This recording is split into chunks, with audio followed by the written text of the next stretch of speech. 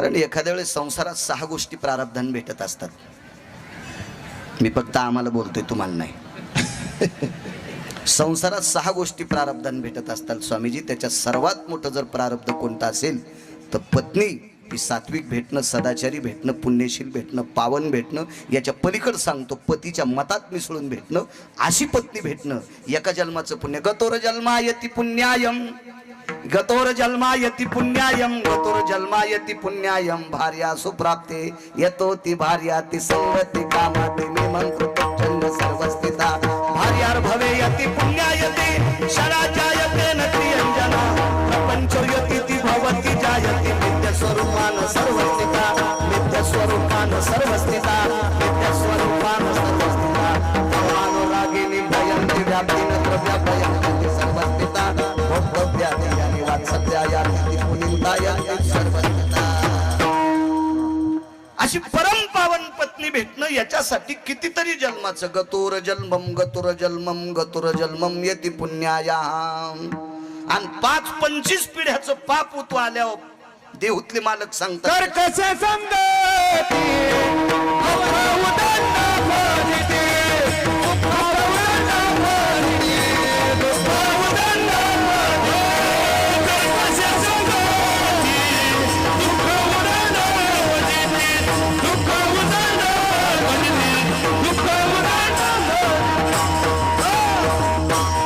कसे संगती दुःख उदंड फजिते. मला असं वाटतंय तुमच्या प्रपंचात शरदराव गोड अशा प्रकारची धर्मपत्नी प्राप्त झाली. ती आमच्या भेशे परिवारातली लेक आणि तुमच्या पवार परिवारांची लक्ष्मी आणि सून म्हणावं लागेल. आपल्याकडं ग्रहलक्ष्मी पहिला शब्द होता. आता वैचारिक पातळी हलवलेली नालायक माणसं पाश्चिमात्य संस्कृती अंगावर घेऊन बाकीचे शब्द चिटकवलेत. ह्या हराम खोरायचं ऑपरेशन कुठंच होणार नाही. विठाला विठाला विठाला. म्हणून वयमता दोन्ही कुळाला आपण ज्या कुळात जन्म झाला त्या परिसरातलं आराध्य दैवत ग्रामदैवत या पंचकृषीतलं गोड सुख आचरणातलं सूत्रधार अशा मारुतीरायाच्या दरबारात दोघा पती पत्नींनी मिळून गोड असा अभिषेक करावा आणि प्रसाद करावा असा अनुषंग वर्षाताई अधिकरून शरदरावजी पवार या दाम्पत्यांनी मोठ्या श्रद्धेनं या ठिकाणी केलेलं आहे. दरवर्षी माझ्याकडे ही सेवा येते. म्हणून या पवार परिवाराला भिशे परिवाराला कोटी कोटी धन्यवाद. उपस्थित स्वामीजींच्या चरणी प्रणाम करतो. मृदंग क्षेत्रातलं दाविण्यपूर्ण रत्न चंद्रसूर्यासारखे तेजस्वी आदरणीय हरिभक्तीपरायण मंगेशजी महाराज आहेत. हरिभक्तीपरायण कृष्णाजी महाराज आहे. तोडीस तोड टोकाचं रत्न वारकरी संप्रदायाला लाभलेले हे मृदंग क्षेत्रातले, त्यांनाही प्रणाम करतो. गायन क्षेत्रातले आज बुलंद तोफी आदरणीय या परिसराला लाभलेले गायन क्षेत्रातले पंढरीनाथ महाराज कदम बुलंद तोफ आहे. बालासाहेबजी महाराज सुरेगावकर गायन क्षेत्रातली बुलंद तोफ आहे. आणि आदरणीय याच गावातलं रत्न हरिभक्तीपरायण आमचे महादेव महाराज बऱ्यापैकी इथलं नियोजन चालवतात, त्यांनाही धन्यवाद. आणि कीर्तनात प्रमाणाच्या बाबतीत जर बोलायचं झालं तर शेळे कुत्रे डुकरं धरणारे वाघ मी खूप पाहिले, पण प्रमाणातला वाघ म्हणलं तर उतरेश्वर बापू. विठाला विठाला. तसेच रामेश्वर महाराज गायन क्षेत्रातली बुलंद तोप, त्यांच्याकडे बऱ्यापैकी विद्यार्थी आहेत. नारायण बाबाची कृपा आहे, त्यांच्या वांगीवर बऱ्यापैकी भजनी मंडळ आहेत. ही संपूर्ण विद्यार्थी उद्या भविष्यातली ज्ञानोबाराय तुकोबारायचे पाडे तुमच्या पुढे सांगणारी. गिरगावकर मेल्याच्या नंतर हे आहेतच ना. माझ्या वयातले मेल्याच्या नंतर उद्या भविष्यात ज्ञानोबाराय तुकोबारायचे पाडे सांगणारे हे सात्विक महाराज आहेतच. या वारकऱ्यांना सुद्धा मस्तक माझा पायावरी या वारकरी संतांच्या विठाला विठाला.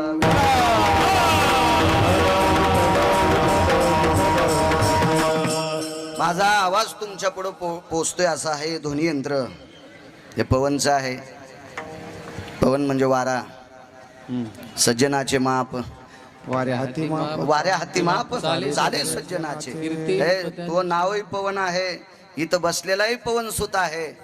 आणि गळ्यात तुझ्या माळ आहे, चांगली गोष्ट आहे. छान आहे. छान छान छान. पवन तुझा असाच या स्पीकरच्या बाबतीत प्रकाश पडत राहू. मारुतीरायानं तुझ्याकडनं ती सेवा करून घ्यावी.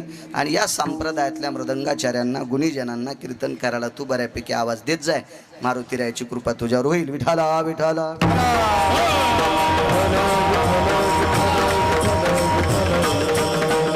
कॅमेरावाल्यालाही धन्यवाद. जरा हिशोबात राहत जा. मागे या चोपदाराची मुलाखत घेतली. हो, हे चोपदारही पाय घसरले आणि गोळ्या संपल्यासारखं बोललं. ते आमच्याच परिसरातलंय. तेव्हा माणसानं शिळीनं पांदीनं चरलं पाहिजे, गाईनं पडकात चरलं पाहिजे आणि तिफणीच्या बैलानं राखलेल्या बांधाव चरलं पाहिजे. याची लायकी सांभाळली पाहिजे. शिवाजी बुवा विठाला विठाला. कोण चॅनल वाला होता, त्याला इतकी हाऊस होती का ते टाकायची? अरे थोडीशी लाज सांभाळली पाहिजे संप्रदायाच्या काही गोष्टी टाकत असताना. चांगल्या माणसांच्या बाबतीत चांगलं वागलं पाहिजे, चांगलं करीन देऊ. अरे कोणी कोण पाणी घुसलन संसार वाहीन जाईल सांगता यायचं नाही. जरा हिशाबात वाग जा. महाराष्ट्रात मी एकटा तर भोळा आहे, तुम्हाला कॅमेरे लावू देतो. शरदराव लावू देत नाहीत आमची लोक कॅमेरे. मला काय वाटत नाही, आपल्या हौदात पाणी भरपूर आहे. ज्याला आंघोळ करायची त्याला करा. ज्या दिवशी संपल त्या दिवशी निघला कापूशाचा गिरगावकर विठाला विठाला.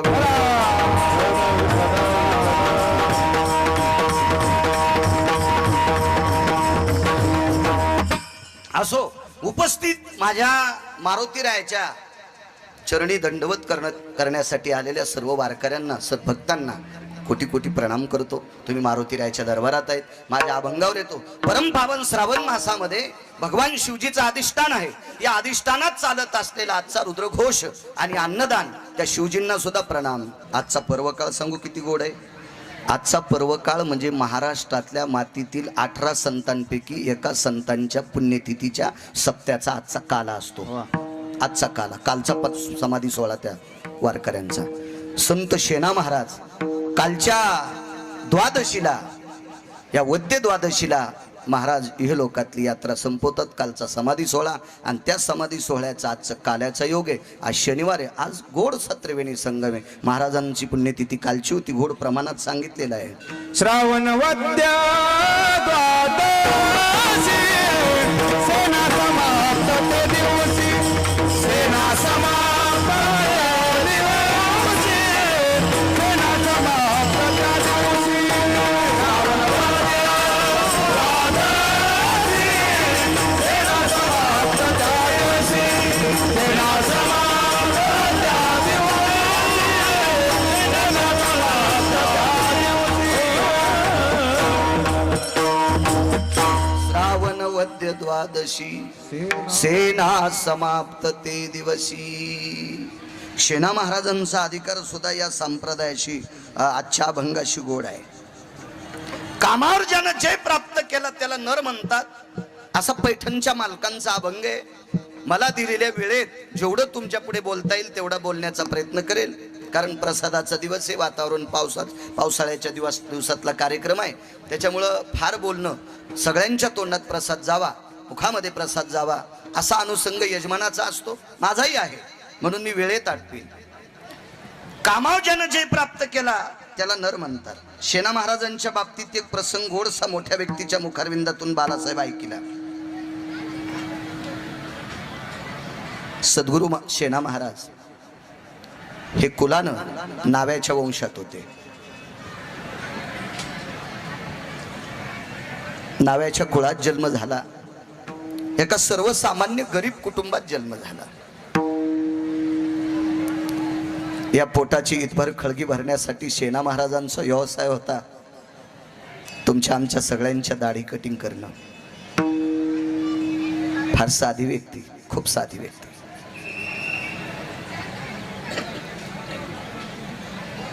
शेना महाराज पंढरीला गेले. कामावर सांगतोय, कामावर सांगतोय, कामावर. पंढरीच्या मालकाचं दर्शन घेण्याकरता शेना महाराज पंढरपूरला पोचले. चंद्रभागेचं स्नान आटपलं. मारुतीराय किती मोठे ते गिरगावच्या बाळूला किती सांगता येईल, तरी पण सांगण्याचा प्रयत्न करेल. चंद्रभागेचं स्नान आटपलं, नगर प्रदक्षिणा झाली. मंदिराच्या जवळ येऊन कळसाचं दर्शन घेतलं. मंदिराची पाठभिंत पाहिली, कारण पंढरीतल्या मालकाची पाठभिंत पाहण्यात फार मोठी शक्ती आहे. पाहता रावळाची पाट तिरते गडणी दिनसे जात, तिरते गडणी दिनसे जात, तिरते गडणी दिनसे जात, तिरते गडणी दिनसे जात, तिरते गडणी दिनसे जात, तिरते गडणी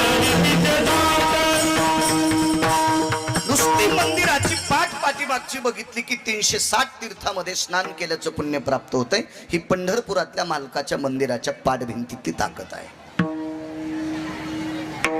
तिहाई भिंतीचं दर्शन घेतलं. महाद्वार आज जिथं नामदेवरायांची समाधी, चोखोबरायची समाधी, तिथनं आतमध्ये प्रवेश केला. डाव्या हाताला भगवान शिवजींचे सुपुत्र भगवान गणेशाची स्थापना आहे आणि उजव्या हाताला आपल्या मराठवाड्यातल्या वारकऱ्याची समाधी आहे. त्या वारकऱ्याचं नाव आहे जळोजी मळोजी नावाचे पांचाळ. पांडुरंगाच्या मंदिरात महाद्वारात प्रवेश करत असताना उजव्या हाताला आपल्या मराठवाड्यातल्या वारकऱ्याची समाधी. पांडुरंगाच्या मंदिरात त्या व्यक्तीचं नाव आहे जळोजी मळोजी नावाची पांचाळ होती, ती त्यांची समाधी आहे. आणि पुढे गेल्याच्या नंतर गरुड पार आहे. आता तो पारा अस्तित्वात नाही, खांदून टाकला कधीच. त्या गरुड पाराचं दर्शन घेतलं आणि विटेवरच्या मालकाकडे बघत बघत बघत संत शेना महाराज निघालेले आहेत. राजे हो, शेना महाराजांना घोडं नव्हतं बसायला, गाड्या तर नव्हत्यात तो स्वामीजी त्यावेळेला, घोडं नाही, तिकिटाला पैसे नाहीत. ते पंढरपूरला चालले म्हणजे रव्याचे लाडू, बुंदीचे लाडू, काजू बदामाचे लाडू असं काही नाही, काहीच नव्हतं. इतकी साधी परिस्थिती. वैकुंठवासी मंगेशबुवा माधव महाराज मगर सांगायचे तुम्हाला जवळ होते. वैकुंठवासी माधव महाराज मगर सुरजखेडकर सांगायचे बालासाहेब तुम्हालाही जवळ होते. शेना महाराज वारीला चालल्याच्या नंतर भूक लागली, भूक लागली, भूक. कोणाला मागाव, कोणाला मागाव, कोणाला मागाव.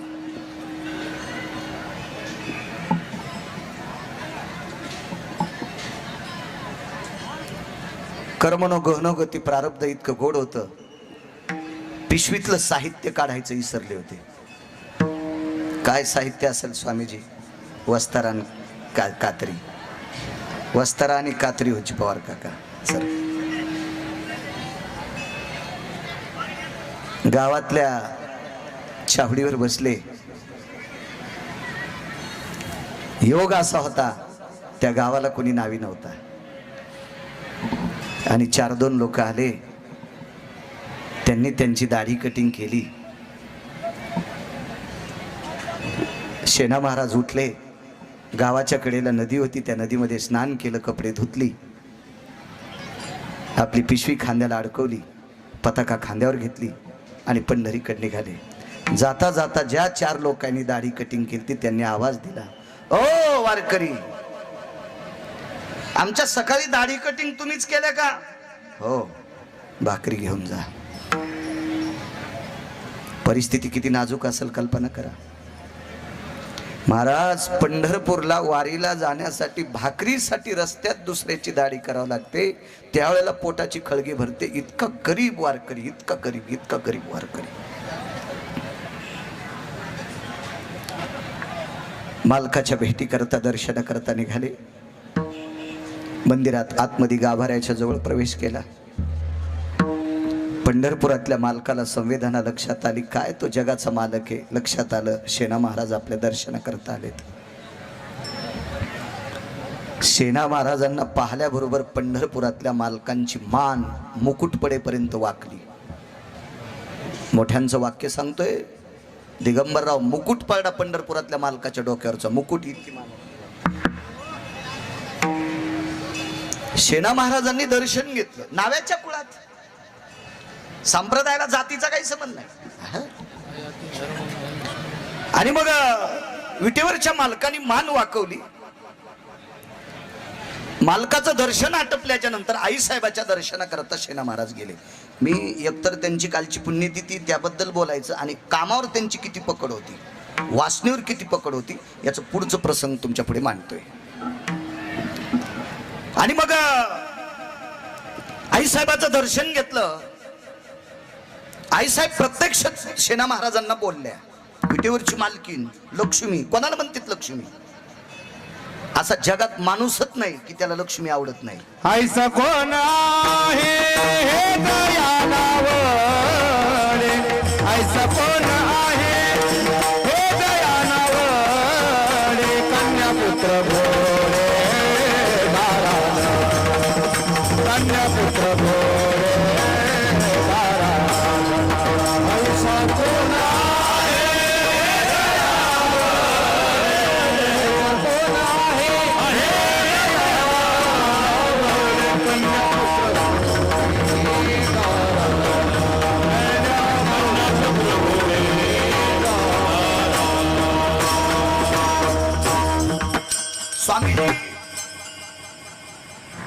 तुमची आज्ञा मागून एक शब्द वापरतोय, संसारिकालाच पैसे लागते असं नाही.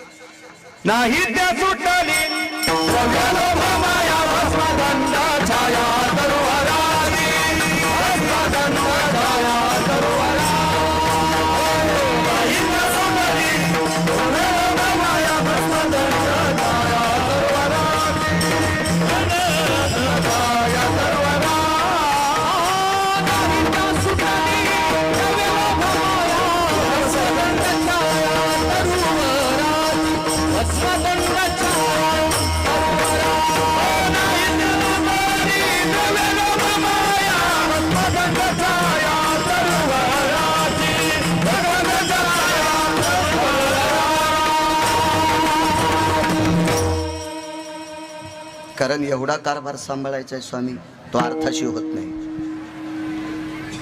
आज आपल्या इथं कायमस्वरूपी संस्थांना लाईट जाऊ नये याच्याकरता एवढ्या मोठ्या हे विद्युत देण्याचं ते प्रवाहाचं गोडसं असं एक छोटंसं केंद्र ते आपल्याला दुकानातून घ्यावं लागलं. स्वामीजी त्याला पैसेच द्यावं लागले. ते पैसे आदरणीय शरदरावांनी आणि वर्षाताईने मोठ्या श्रद्धेनं दिले. मला कीर्तन खूप आहेत, इतके येते, पण आपला शब्द मारुतीरायाच्या दरबारात एका महात्म्याच्या सानिध्यात, श्री गुरु स्वामींच्या सानिध्यात आणि मारुतीरायाच्या दरबारात शरदराव तुम्ही आणि वर्षाताईंनी तो शब्द झेलला. याच्याकरता मी स्वामींना म्हणलं तारखेत बदल करा, मी येतोय. कारण या पवित्र दरबारात मी तुम्हाला एक ते जनरेटर द्यावं, एवढं मोठं 7.5 लाख रुपयाचं जनरेटर द्यावं आणि तुम्ही छोट्याशा गिरगावकराचं ऐकून ते दिले, याच्याकरता मला आनंद. पैशाच्या बाबतीत काय विचार करायचा नाही, मला काय मागायचंच नाही, माझ्याकडे आहेत. विठाला विठाला.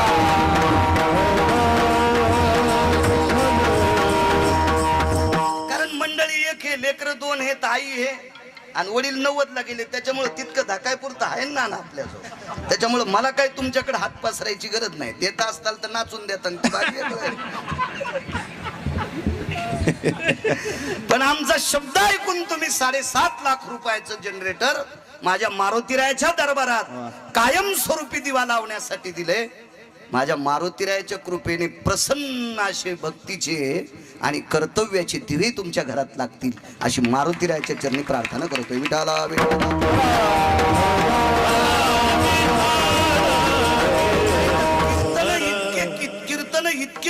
इतके कीर्तन जो दारू पिऊन मेला त्याच्या श्राद्धाचं कीर्तन बाळू महाराजाला, आणि ज्यानं ठुलय त्यानं पिऊन बुका आम्हाला लावलाय. अशा हराम खोरायचे पण कीर्तन आहेत. कधी कधी चांगल्या कीर्तनाच्या बाबतीत विचार करायचा, कधी कधी तुम्ही आमचा शब्द सांभाळला, याच्याकरता मला पुनश्च यावं वाटलं. विठाला विठाला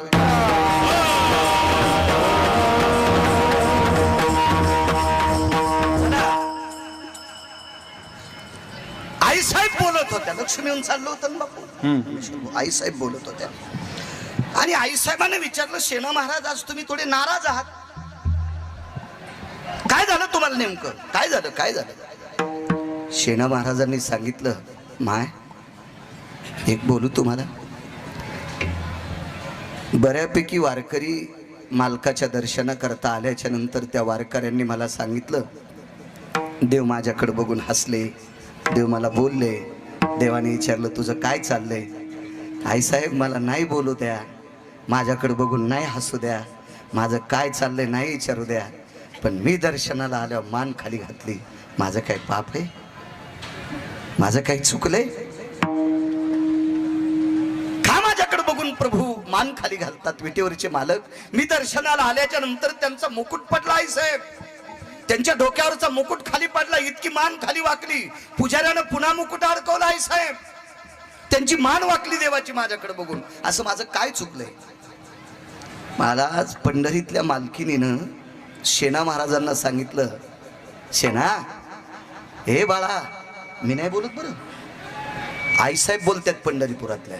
शेणा महाराजाला आरोतुरं बोलायची काय गिरगावकराची टप्पर आहे, मरण न सकाळच्याला. शेणा महाराजाला पंढरीतल्या मालकीन आई साहेब म्हणतात, शेणा आज संध्याकाळी 10-10:30 वाजता शेज आरती होत असते आणि शेज आरती झाल्यावर आम्ही दोघंच आहेत. मग तू ये बरं. शेणा महाराजांनी ती वेळ स्वामीजी साधली आणि शेणा महाराज पोचले तिथं. महाराज देवाच्या लक्षात आलं शेणा आलेला आहे. विटेवरच्या मालकानं लक्ष्मीला रुक्मिणी आईसाहेबाला सांगितलं, रमा, रमा म्हणजे लक्ष्मी, हे रमा दार लावून घे, मला थकवा आलाय, मी कंटाळलो गाज, मी थकून गेलोय, मला झोपायचंय. आणि प्रभू झोपलेले आहेत. तसं तर मंत्रोच्चार झालतात. आता स्वामी सुखे निद्रा करा गोपाळा, आपुलाले मनोरथ जातो आपुल्या स्थळा.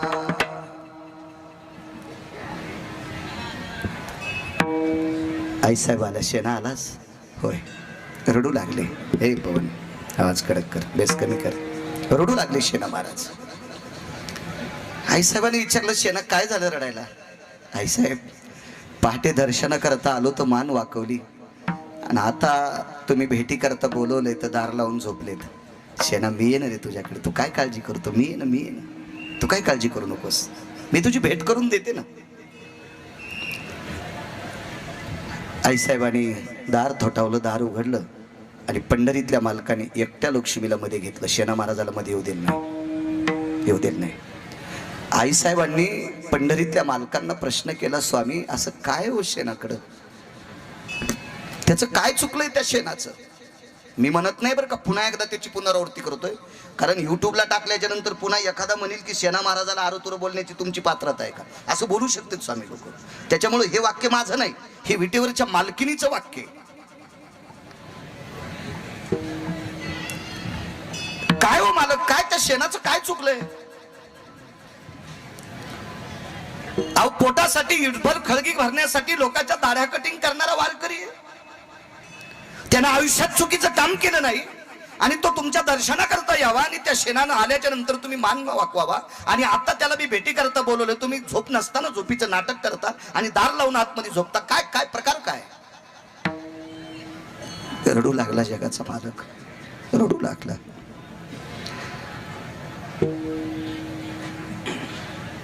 महाराज, असं एकही दुःख नाही की ते दुःख झाल्याच्या नंतर बायकोच्या हृदयाला हृदय लावून रडण्याचं एकही दुःख जगात नाही.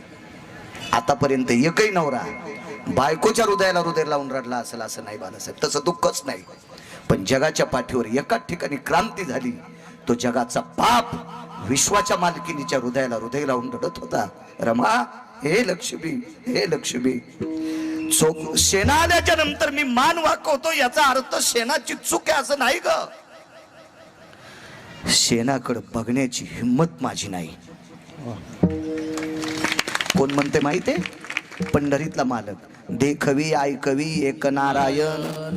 तुम्हाला आणि मला किती दिवस जिवंत ठेवायचं आणि कोण्या दिवशी मळ्यात नेऊन फुकायचं ज्याच्या हातात आहे त्याला जगाचा बाप म्हणतात. कोणाच्या कृपेने सूर्यप्रकाश आहे?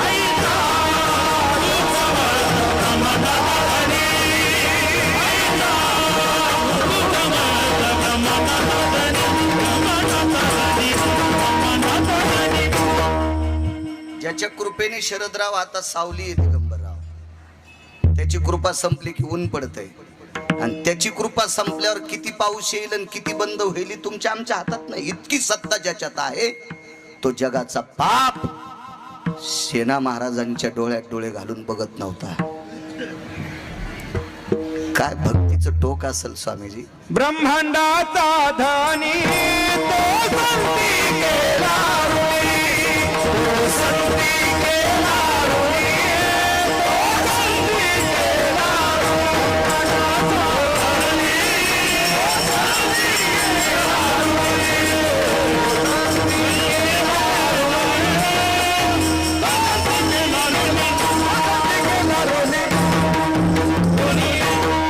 ब्रह्मांडाचा धनी तो संती केला ऋणी. संतांचं पंढरपुरातल्या मालकाकडे कर्ज आहे.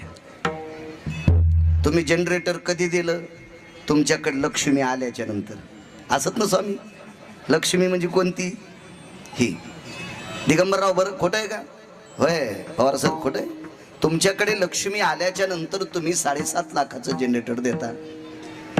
मग पंढरपुरातल्या मालकिनीची कृपा तुमच्याकडे झाली तर तुम्ही या देवस्थानला 7.5 लाखाचं जनरेटर देता. इतकी ज्याच्या बायकोत ताकद आहे त्याच्यावर कर्ज कशाचं? कशाचं कर्ज मला सांग. तुका माने देवा ऋणी करून ठेवी सेवा, ऋणी करून ठेवी सेवा, ऋणी करून ठेवी सेवा, ऋणी करून ठेवी सेवा, ऋणी करून ठेवी सेवा, ऋणी करून ठेवी सेवा, माने देवा ऋणी करून ठेवी सेवा, ऋणी करून ठेवी सेवा, सेवा सेवा, ऋणी करून ठेवी सेवा, माने देवा ऋणी करून ठेवी सेवा,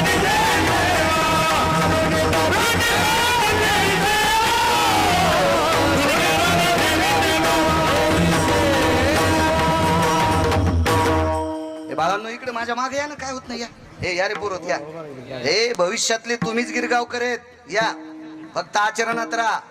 दगडा वापटील आणि मरण नाही. विठाला विठाला.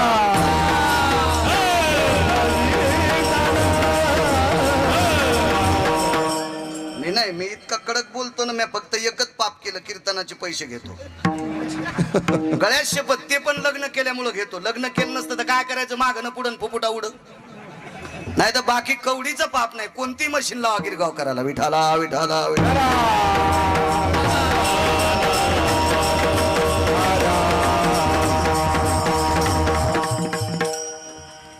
ते बी कोणाच्या खिशातले थोडेच काढून घेतो.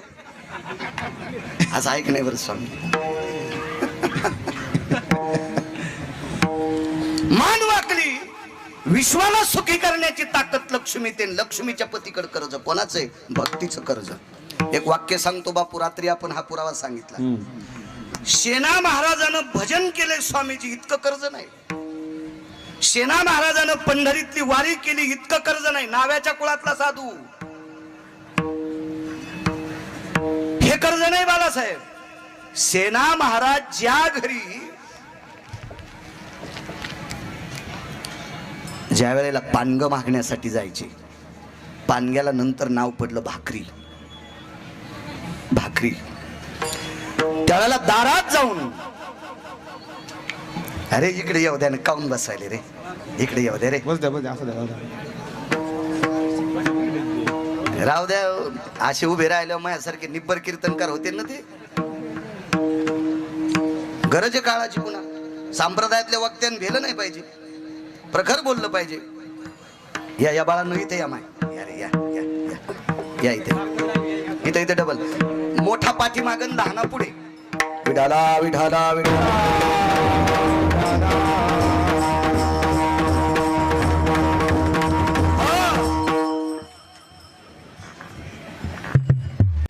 पानग मागण्यासाठी शेणा महाराज दुपारी 12च्या नंतर जायचे. शेणा महाराजांचे अभंग वाचा, लक्षात येईल तुमच्या.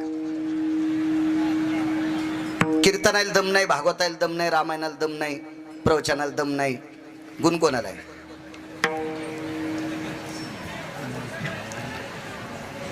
दाढी कटिंग करणाऱ्याला नियम किती आहेत हे बाजूला राहू द्या, पण करून घेणाऱ्याला किती नियम आहेत याचा नियम आहे. तुम्हाला काय नियम सांगायचे? आमच्या मित्रानं दाढी करायची, लगेच लिपस्टिक लावून भागवत सांगायचं. रोमा भयक्षाला स्थितेषु सचेल स्नाना भयस्थितायां तर्पणम पुण्या भयस्थितो आचरो आचरो भयस्थिताम नैवम गांजा कसम लिखितम. हे काय गांजा फुक्यान लिहिले का?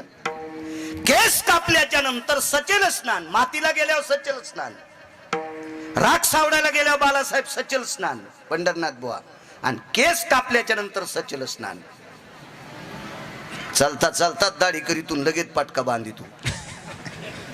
तुला पाहणं म्हणजे गाय कापल्या इतकं पाप सांगितलं. विठाला विठाला.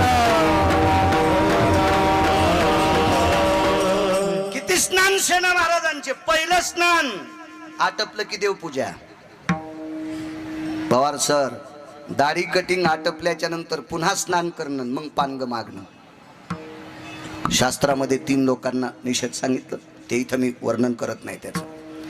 शुद्ध स्नान करून पानग मागण्यासाठी गोपीचंद कपाळाला लावलेला कृष्ण बुवा, आणि दारात आवाज द्यायचा माय.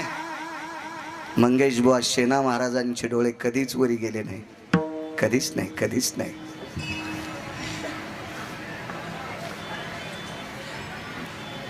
गुरुजी सांगायचे, रंगनाथ गुरुजी परभणीकर सांगायचे, हा परभणी जिल्हा महाराष्ट्राच्या बाहेर जर कोणी प्रचलित केला असेल तो श्रीमंत श्री रंगनाथ गुरुजी धर्म भास्कर, ज्ञानसूर्य रंगनाथ गुरुजींनी महाराष्ट्राच्या बाहेर आपल्या जिल्ह्याचं नाव नेऊन घातले. गुरुजी सांगायचे, मी रंगनाथ गुरुजींचा निर्वाळा मी ऐकला नाही, पण गुरुवर्य धर्म भास्कर वक्ते बाबांच्या मुखारविंदातून ऐकला. पंढरपूरला प्रवचनात वक्ते बाबा म्हणायचे, रंगनाथ गुरुजी परभणीकर सांगायचे, सेना महाराजांनी आरशात बघितलं की आरसा फुटत होता, आरसा फुटत होता.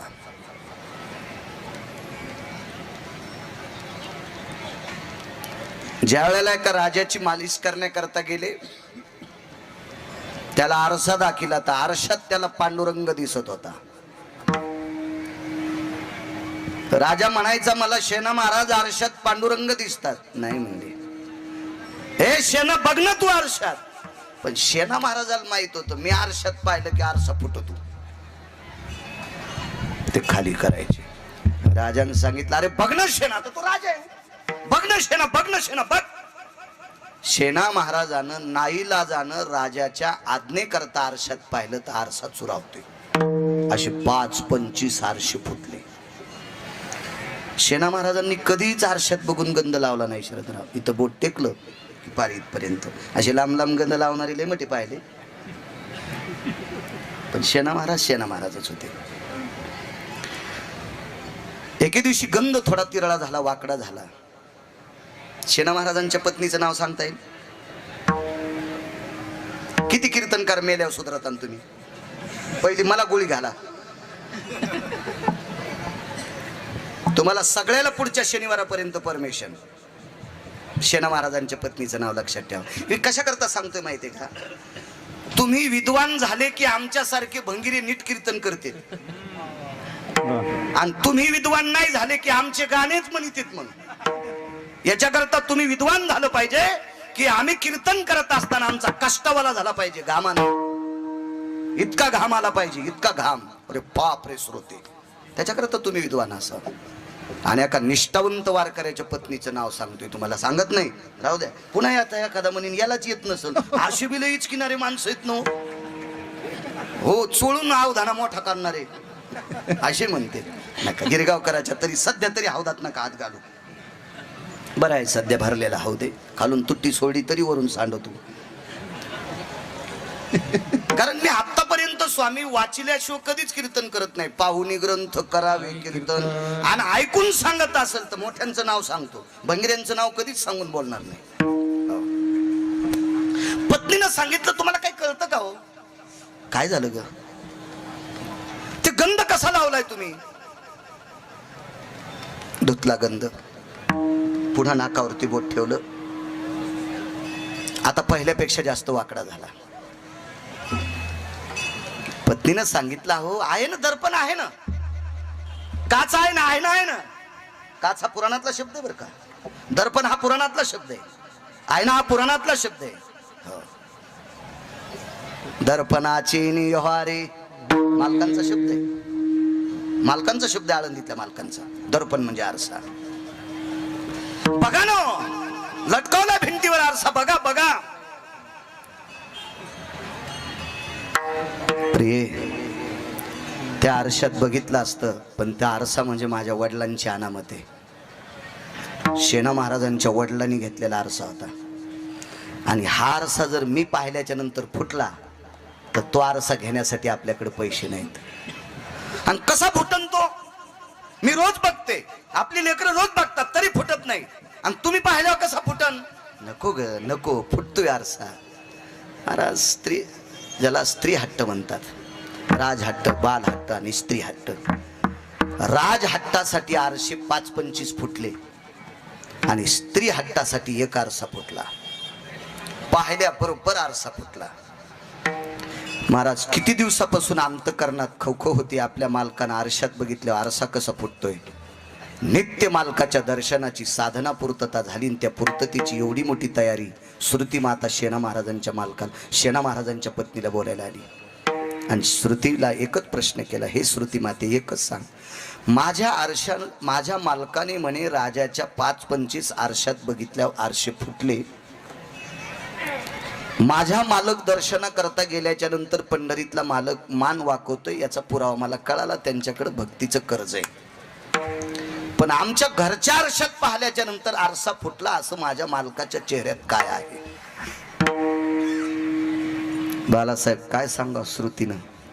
श्रुती खळा खळा खळा खळा खळा रडत होती.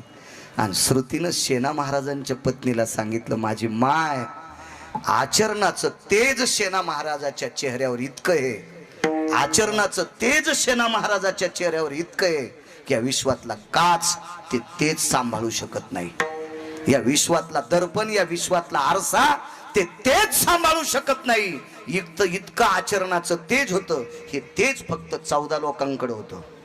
एक कृतात्रेता युगात लक्ष्मण, एक द्वापार युगामध्ये ज्याच्याकडे 9 लाख गायी आहेत ते नंदराज, 14 पैकी तिसरी व्यक्ती आहे संत शेणा महाराज. कारण दीपावली पंचमीच्या दिवशी भगवान कृष्णाच्या 12 मातेपैकी एका मातेचं दर्शन घेत असताना फक्त पायच पाहिले. तिचं नाव रोहिणी. आणि 14 वर्ष 27 दिवसातले 6 महिने 26 दिवस सोडून दिले रावणाच्या अशोक वाटिकेत ते रामेश्वर बुवा. तितके सोडून दिले तर लक्ष्मणजीनं घोट्याच्या वरी सीतेचे पाय पाहिले नाही. आणि पानग मागायला गेलेल्या सद्गुरु शेणा महाराजांनी ज्यांची कालची द्वादशी सांगून गेलते, एक पुरावा होता बापू, ते सेना सांगून जातो वैकुंठाला, सेना सांगून जातो वैकुंठाला, तिथी ते श्रावण द्वादशी. आणि तिथी ते श्रावण द्वादशी. पण द्वादशात 2 येतात म्हणून अगोदर सांगितलेल्या प्रमाणात वद्य द्वादशी 2 येतात. कारण संत कधी चुका करत नाहीत. आणि जो आरसा तेज पाहू शकत नाही, पानग मागण्यासाठी गेल्याच्या नंतर 14 लोकांपैकी दोघांची नावं सांगितली. लक्ष्मणलाल, द्वापार युगातले आमचे नंदराज, आणि शेणा महाराज पानग मागण्यासाठी गेल्याच्या नंतर विश्वातल्या एकाही पत्नीचा चेहरा बघितला नाही. खाली मान घालून पाय बघायचे, इतकं आचरणाचं सूत्र होतं. म्हणून विश्वातला कोणताच आरसा त्यांचं तेज सांभाळायची ताकद त्यांच्यात नव्हती. इतकं कामावर ज्यांची पकड होती म्हणून त्यांना नर व्याख्या आहे. म्हणून पहिल्या कडव्यात म्हणतात,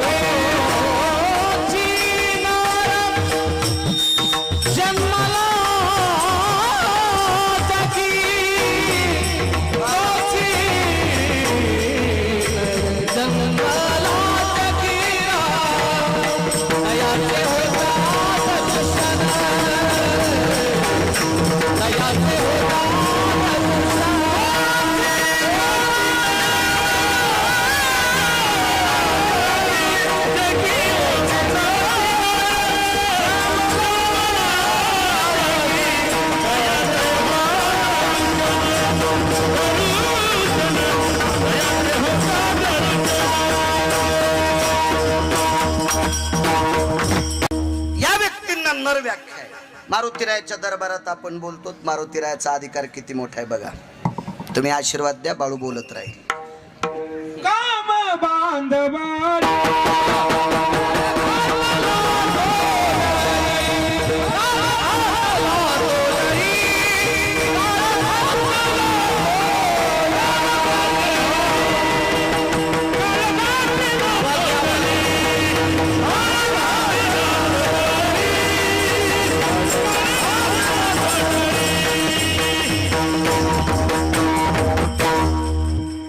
काळ आणि काम याच्या मुसक्या आवळणारे मारुतीराय. स्वामीजी शुद्ध ब्रह्मचर्य, शुद्ध संन्यास. तुमच्या कपड्यात फार मोठी ताकद आहे. धर्माणाम पवित्रयो धर्म संन्यासो पवित्रयाम ब्रह्मचर्यान ति संन्यासानाम भीष्मां वयतपसिद्धेषु. फार मोठी ताकद आहे तुमच्या कपड्यात. एक भगव्या कपड्यातला संन्यासी आणि पांढऱ्या कपड्यातला ब्रह्मचारी यांचा अधिकार किती मोठा आहे. या कपड्यांचा अधिकार बालासाहेब किती मोठा आहे.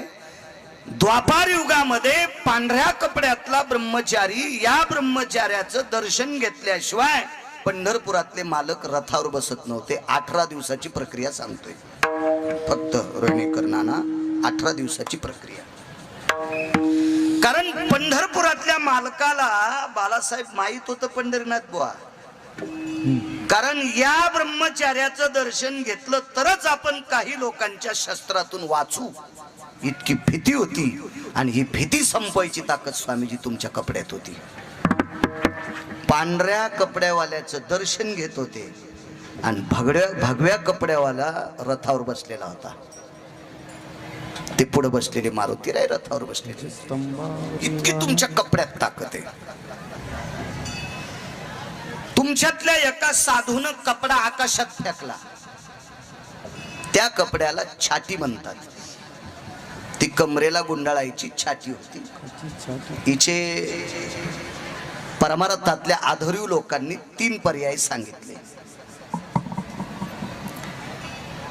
तो भगव्या रंगाची कमरेला गुंडाळायची छाटी लंगोटी आकाशात फेकली शरदराव हा कपडा तर 14 सूर्य इतका प्रकाश एकाच टायमाला पडला. माझ्या शब्दावर विश्वास ठेवू नका. आणि बरीच आमची लोक म्हणतात मग ऐक तू, तुझी बायको ऐकायची नाही, लोक कशी ऐकायची, तू काय लायकी तू ऐकायला. माणसं मोठ्यांचं वाक्य ऐकत असते रामेश्वर बुवा. हो, गिरगावकर हे सांगत असेल ते त्याचं कोण ऐकत. काढोनी ढुंगाचे चिरगुट, काढोनी ढुंगाचे चिरगुट, फिरकाविले नभी देख, ते चतुर्दश भास्करा परी लेख तेज कांती. नैवम गिरगावकर लिखितम. कमरेला गुंडाळायचं धुडकं प्रत्येक कपडा शरदराव आकाशात फेकला तर 14 सूर्य इतका प्रकाश एकाच टायमाला पडला. महादेव आता दुसऱ्या देशात अंधार असेल का नाही. आपल्याकडे उजळ आहे, दुसऱ्या देशात अंधार आहे. एकाच टायमाला सूर्य दिगंबरराव जगाला प्रकाश देत नाही. दामपुरीकर हो त्याने मगाशी मला चिठ्ठी दिली. शेतकऱ्यानं ते मोबाईलला काय करा म्हणले. काय म्हणले. ई पीक पाहणी, ई पीक पाहणी मोबाईलवर करा. आता तुम्ही सगळे करा, मला काय तसा मोबाईल नाही, आपला बारीकसा आहे. पण मला हा मोबाईल 150 GB द्याला इतकं ध्यानात. त्याच्यामुळं मी एक कमी जीबीचाच वापरतो. आणि याचा भरोसा नाही बाबा, हे काय दाखील काही मिळत नाही मोबाईलचा. म्हणून याच्यापासून लय सावधान राहा.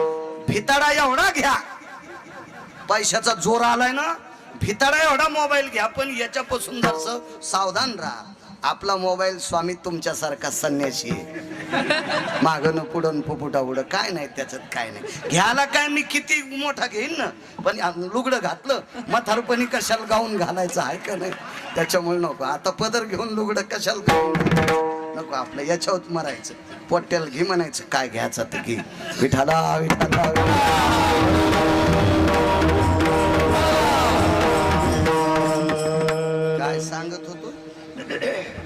कपड्याची ताकद. हो. आकाशात फेकला सूर्य एका वेळेला बालासाहेब प्रकाश देऊ शकत, त्याच्याकडे लोड शेडिंग आहे. पण या साधूचा कपडा आकाशात फेकल्याबरोबर एकाच वेळेला अख्ख्या जगात उजळलं.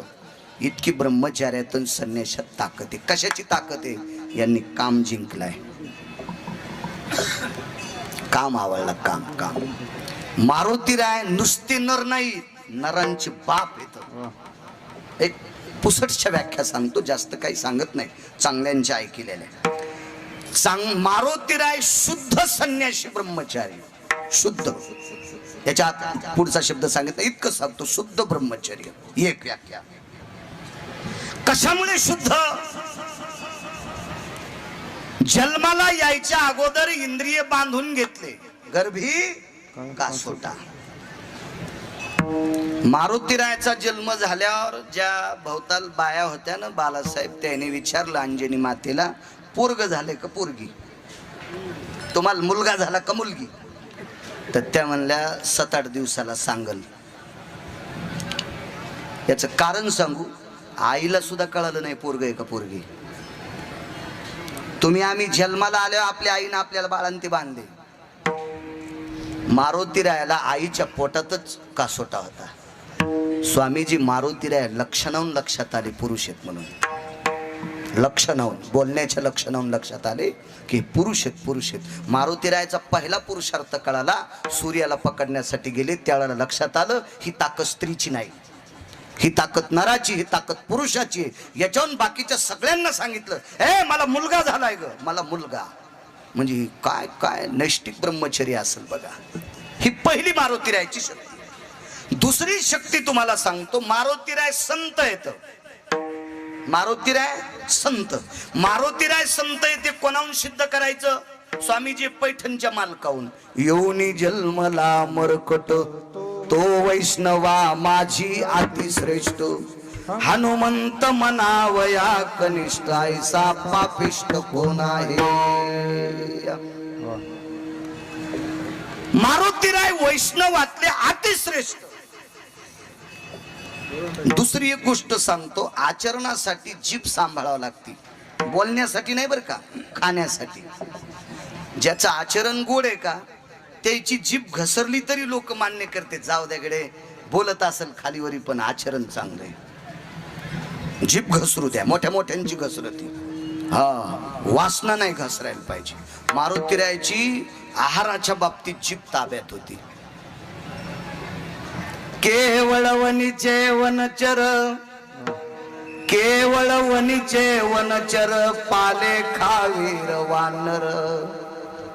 केवळ वनीचे वनचर पाले खावीर वानर. चारी मुक्ती त्यांच्या किंकर, सवे सुरवर वंदिती. केवळ वनीचे वंचर शरदराव. बाला खावनिया वाहिले पर्वत,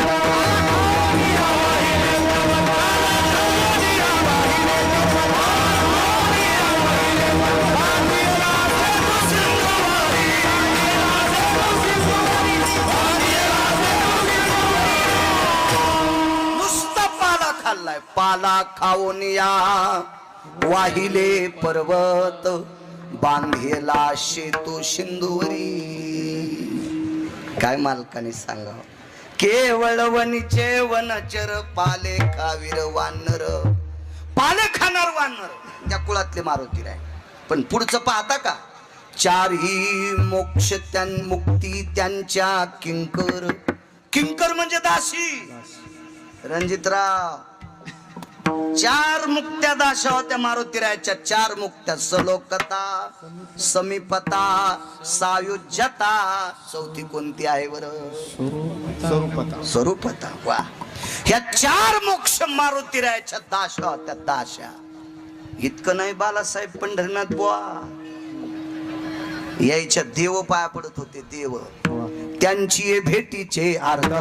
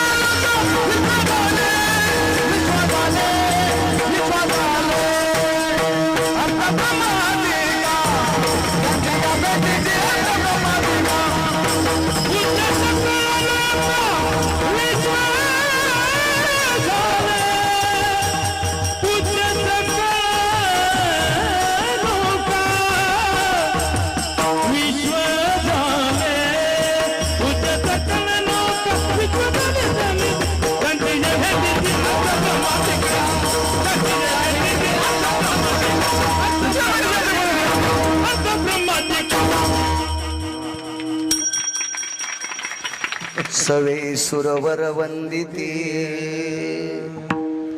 देव सुद्धा या लोकांच्या पाया पडतात. इतका दर्जा मारुतीरायाचा. दुसरा पुरावा सांगत होतो, मारुतीराय संत आहेत. ओम नमो शिवादी कावडी घेतली खाली, मिळाली वैष्णव माती, त्याचे चरणारे वंदन रे. ओम नमो शिवादी कावडी घेतली खाली, मिळाली वैष्णव माती, त्याचे चरणारे वंदन रे. ओम नमो शिवादी कावडी घेतली खाली,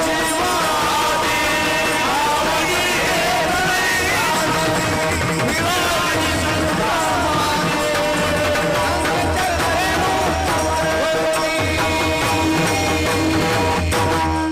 रे. ओम नमो शिवादी कावडी घेतली खांदी, मिळाली वैष्णव मांदी, त्याचे चरण रेणू वंदुरे.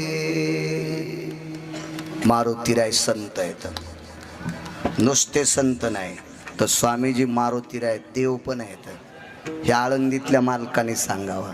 ध्वजस्तंभावरी वानरू, मूर्तिमंत शंकरू, सारथी शारंग धरू अर्जुनेशी.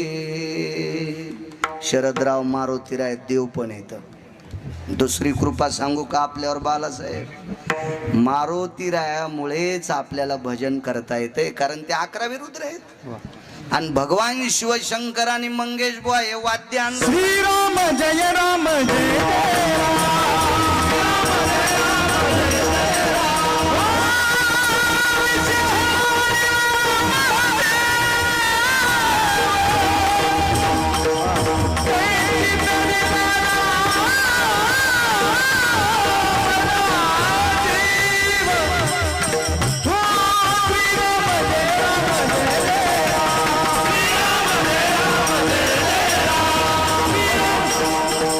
भजन करी महादेवा, भजन करी महादेवा, राम बुद्धी सदा जीवा, राम बुद्धी सदा जीवा, राम बुद्धी सदा जीवा, राम बुद्धी सदा जीवा. भजन ही परंपरा मारुतीरायाची. पक्वाद हे वाद्य संप्रदायात आणलं मारुतीरायानं, म्हणजे शंकर आहेत बरं ते. आणि या संप्रदायातले मुख्य अध्यक्ष कोण असतील तर शंकर आहेत. हे पैठणच्या मालकाने सांगायचं. एक जनार्दनी वैष्णव शिरोमणी महादेव, शिरोमणी महादेव.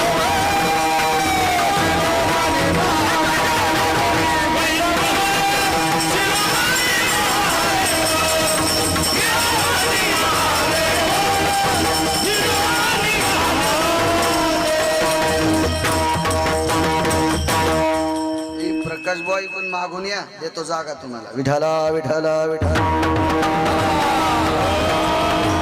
मारुतीराय देव आहेत, मारुतीराय संत आहेत, आणि मारुतीराय ब्रह्मचर्यातले मुख्य आहेत. मुख्य मुख्य मारुतीराय स्वामीजी सूर आहेत. संप्रदायात सुराला किंमत आहे, सुराला. कारण देशाचं संरक्षण करणाऱ्या देश सेवेतल्या फौजीला, त्याला आपण आर्मी म्हणतो, मिलिटरी मॅनला शस्त्राची गरज असते. आणि धर्म टिकवणाऱ्या साधूला त्याच्या आचरणाच्या सुरत्वाची ताकद असते. किती मोठे शूर मारुतीराय, किती मोठे शूर, किती मोठे शूर. बसा महाराज बसा. एक सोपी व्याख्या सांगतो शरदराव. ग्रामपंचायतच्या सदस्याला खालीवरी बोलायची ताकद आहे का दिगंबरराव? नाही बोलतायत. पंचायत समितीच्या सदस्याला नाही बोलतायत. जिल्हा परिषदच्या सदस्याला नाही बोलतायत. शरदराव आमदाराला एखादा माणूस जर त्याला खालीवरी बोलला बापू ते गाडी घालीन ना अंगाव कळू पण द्यायचं नाही कोणी घातली न काय घातली घालीन का नाही गाडी मंत्र्याला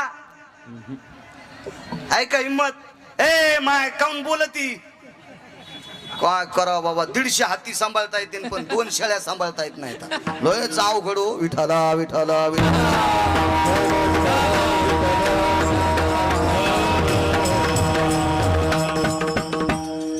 काय करा तरी लय बोलतो आता फक्त माझ्याकडे कुऱ्हाडत नाही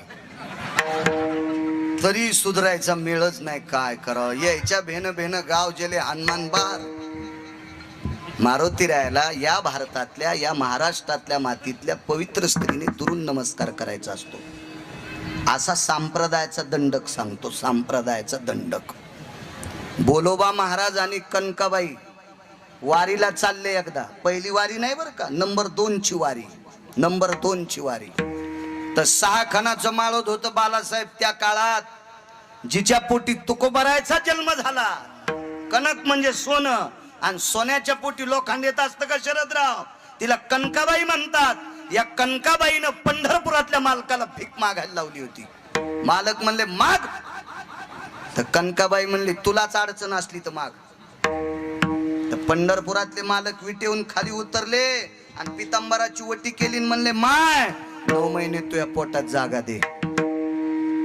पंढरपुरातले मालक कनकाबाईला म्हणले 9 महिने तुझ्या पोटात जागा दे म्हणून रामेश्वर शास्त्री काय म्हणले म्हणे रामेश्वर भट्ट तुका विष्णू नाही आणि तो जगाचा बाप तुकोबारायच्या रूपामध्ये कनकाबाईच्या पोटी जन्माला आलाय पण त्या कनकाबाई बोलोबा महाराजाला म्हणले धनी 6 खणाच्या माळदात तुम्ही झोपा मी बाहेर वसरीला झोपते जिच्या पोटी देव आलाय ती मारुती रायाला इतकं जपत होती हो तुम्ही परमिशन दिल्या ह्या पेडा पण लावत्या मारुती रायाच्या तोंडाला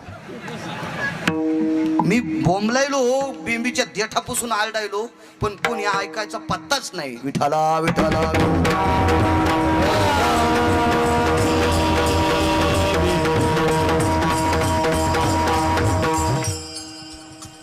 हे बा या देशातली पवित्र स्त्री जगदंबा आहे या देशातली पवित्र स्त्री लक्ष्मी आहे या देशातली पवित्र स्त्री पार्वती आहे सावित्री आहे त्यांनी त्यांचा दर्जा सांभाळायचा कारण राज्य राणी व संपत्ती मारुतीराय सारख्या साधूचा जन्म तुमच्या पोटी झालाय तुम्ही इतके मोठे आहात पण तुम्ही तुमचं वजन सांभाळी जा तुमचं वजन ढिलं झालं की चांगले चांगले महाराज सुद्धा समुद्रात उडी टाकायच्या लायकीचे राहत नाहीत विठाला विठाला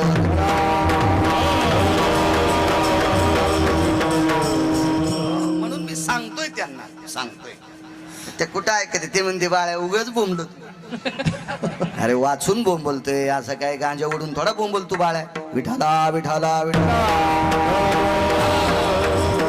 काय सांगू लागलो मारुतीराय शूर आहे बोलू शकतो मंत्र्याला एखादा शब्द बोलते कोण ते ह्याच्यातलेच बोलते त्या ह्याच्यातून बाजूला सरकलेले ते त्याला टोले आणतेत हे त्याला स्टेजवर पण खाली उतरल्यावर एकूण एकाचे धाब्यावर बिल देतात बरं का ते इतके गोड असतात राजकारणातले लोक ते फक्त स्टेजवर एकूण एकाला शिव्या देतात आणि धाब्यावर जेवायला गेल्यावर एकूण एकाचे बिल देतात इतके गोड असते त्याचा हा आदर्श घ्यायलाच पाहिजे आमचे स्टेजवर गोड बोलत येत माघारीच किती काय येतं बाळ्याला काय त्या बाळ्याचं डोकं आहे का खोकं भरलंय सुंबळ्या विठाला विठाला विठाला आहे का हिम्मत बोलायची कोणाची नाही कोणाला मंत्र्याला कोणाला खासदाराला कोणाला आमदाराला कोणाला पंतप्रधानाला कोणाला राष्ट्रपतीला त्याची एक चौकट ऐकल्यावर 13-12 पंतप्रधान होता येते एका माणसाची एक चौकट ऐकल्यावर ते मारुतीराय शूर किती ते सांगतोय एका माणसाची स्वामीजी एक चौकट ऐकल्यावर 13-12 पंतप्रधान होता येते कोणाची मायवेली त्याच्या विरोधात पंतप्रधानाचा फॉर्म भरायला अशा त्याच्याकडे 7 चौकटी आणि तेवढ्या मोठ्या श्रीमंताच्या दाढीन मिशा दुपारा जाळल्या पट्ट्यानं दुपारा हनुमंत महाबळी दाढी रावणाची दाढी, दाढी रावणाची दाढी, दाढी रावणाची दाढी.